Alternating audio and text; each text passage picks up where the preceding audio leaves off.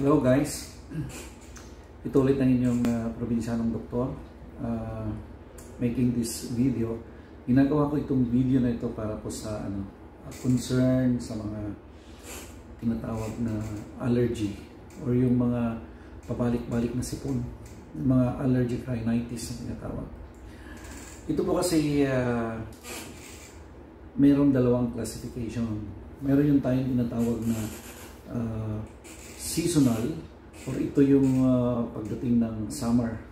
Usually summer season, yan, usually yung mga flowers, yung mga pollen, yung mga bulaklak, yan.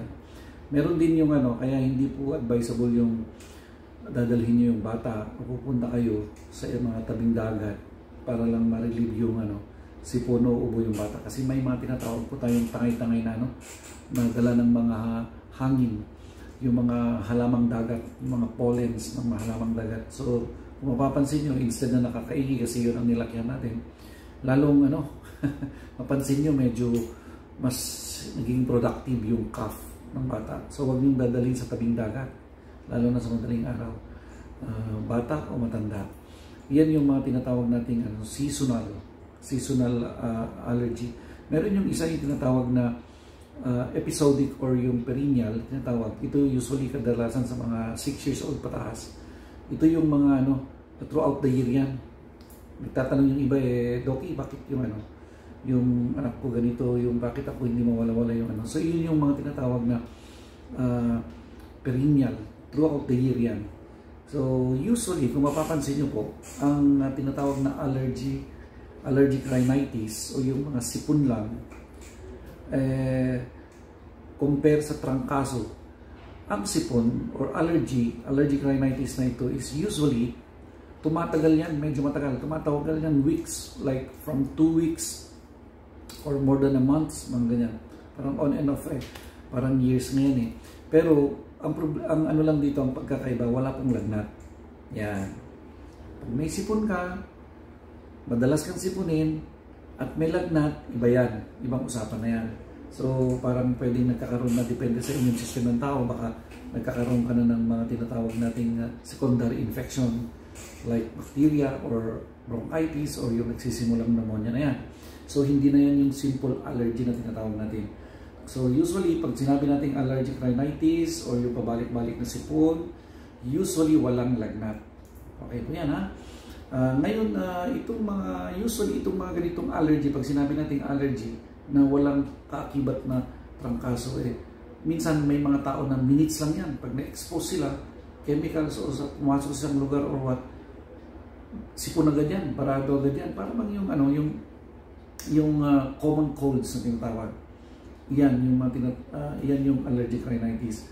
Maliban lang doon sa sinabi ko kanina yung mga tao na seasonal or meron specific time na ganyan. At saka yung mga karamihan sa mga nagkakaroon ng tinatawag na allergic rhinitis, sila po yung mga taong may connection yan sa may mga asthma, may mga tinatawag tayong mga allergic conjunctivitis or yung mga tinatawag na atopic dermatitis. Yan yung mga taong yung madalas magkaanon sa mata, madalas magkaroon ng skin problem. Usually sila yung mas prone for allergic rhinitis ang tinatawag. Meron din tayong yung mapapansin nyo, yung may mga physical signs na mapapansin mo sa isang taong allergic rhinitis. Usually yung kaibigan mo or ikaw is usually yung mata minsan namamaga, barado ang ilong, o kaya yung namamaga yung ramdam mo ba na maga yung yung ilong konting ma-expose ka sa ganyan, sa alikabok o may pabango or what, minsan talaga nagbabara yung ilong mo.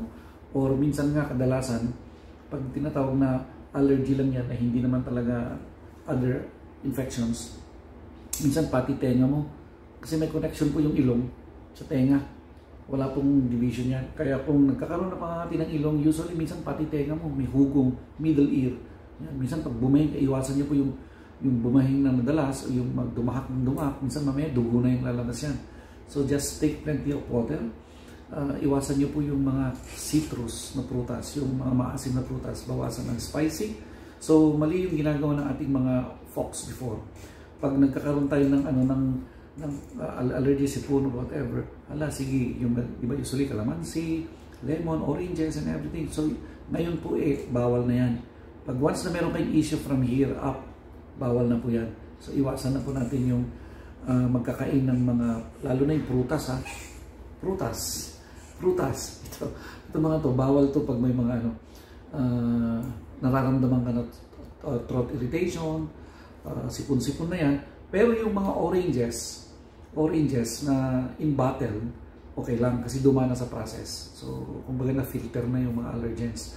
Sabi ng iba, okay naman, di ba prutas daw, yung vitamin C, vitamin C. There's no problem. You can take fruits like citrus pag wala kang ongoing na problem. Pag sinusumpungan ng sipon or allergic rhinitis na tinatawag, iwasan mo muna yan. Alam nyo ba na you need to take 20 pieces na ganito bago nyo ma-achieve yung dosage ng vitamin C needed by the body in the form of tablet or capsule or yung mga juice na kinakanaw. So better take those things rather than kain ng ganyan. Minsan may mga kaakibat ding ibang komplikasyon yung kain ng mga lemon o prutas. Minsan diabetes naman. Diabetes naman. So anyway, ito paalala ko lang po yung mga kadalasan sa mga tao na nagiging hobby nila yung mag-alaga ng mga pets, may mga alaga, mga pusa, aso, whatever. So be careful because some people are, ito yung connection, ito yung mga nag-trigger na nagkaroon kayo ng allergy. Ha? Kasama na rin siyempre yung mga pollens ang sinabi ko kanina, tapos yung mga alikabok, siyempre. Careful din yung mga nag-opisina, even these paperworks and everything. Be careful kasi may mga dyan, mga molds na tinatawag or may mga tawag dito, bugs na tinatawag minsan na living parasite or bugs sa mga papers din, sa opisina, ganyan. So, kadalasan sa public, it is being affected. 10 to 30% of the public, the community are being affected by itong tinatawag nating allergy or allergic rhinitis. So, kadalasan yan sa mga edad 20 to 40, usually yan. Kaya kung minsan mapapansin mo yung anak mong binata, anak mong dalaga, usually nagkakaganyan and everything. So, siyempre, may mga testing din naman yan. Pero ito kasi mga allergy testing na tinatawag, yung mga tinatawag na screening, hindi po kasi actually reliable masyado. Maraming mga false positive or it's not really definite, it's not reliable, kaya hindi masyadong ginagawa. Pero there are some skin testing, scratch na tinatawag, or yung prick sa balat. Minsan may mga inilalagay sa ilalim ng dila. So maraming ganun, pero it's not really reliable. Kaya hindi masyadong ginagawa. Ngayon, siyempre, ang tanong, ano ang gamot? Marami po kasi dyan over-the-counter na mga tinatawag natin mga nasal steroids na tinatawag, yung mga antihistamines na tinatawag din, marami dyan over-the-counter, pwede rin po yan, as needed only. Yung mga antihistamine po, iingat lang po kayo. Advisable po yung mga antihistamine once a day, usually after work or pag hindi na kayo magdadrive. Yung nasa bahay na kayo, hindi wala na kayo planong lumabas, ganyan. So pwede na kayo mag-take ng mga ganyan. So hindi naman talaga parang antibiotic or talagang daily tinitake mo talaga yan. Yun po yung mga meron din mga tinatawag na allergen immunotherapy na tinatawag, pero masyado hindi naman masyado yun common na ginagawa natin. Kasi it only lasts 3 to 5 years. Meron yung tinatawag na nilalagay sa dila or ini-inject under the skin, mga ganyan. Medyo saucy na ng konti. Pwede na yan. Now, ang tanong ano ba usually yung symptoms? Obvious naman minsan, di ba? Minsan meron yung mga running nose. Yan, running nose, clogging of the nose, mga ganyan yan. Yung mga bahinga ng bahing, yan yung mga kunting expose mo lang, lalo na minutes lang, minsan nagbabaybay ka doon sa allergy. Signs of allergic rhinitis na tinatawag. Maliban dyan, siyempre, maliban sa mga gamot, there are things to prevent. Yan, ang pinakamaganda. So, siyempre, una dyan yung avoidance na tinatawag, or yung iwasan Kaso yung mga iba naman, hindi nila ayaw nila o hindi sila pumayag na mawala yung alaga nila. yung mga pet lovers na tinatawag. Yun ang mahirap minsan. Siyempre meron pong uso din po ngayon yung mga tinatawag na pangalan nito, zippered anti-allergy. Inilalagay nila sa mga unan o sa mga mattress, naka-attach doon ng mga anti-allergies. Meron din mga ganun para sa mga higaan or office. Pwede rin yan. Yung mga throw pillow, hilig yung ginagamit, pwede rin naman mga ganyan. At saka alam nyo ba na, lalo na ngayon, distancing, at saka itong mga coronavirus na ganyan, those people stay in the province or farm, yan, less on the allergies and because of the ventilation. So we're talking about the ventilation again, mga kaprobinsya. So, tulad ngayon, uso ang pandemic na ganito, you don't know kung kailan aalis yan, years or whatever.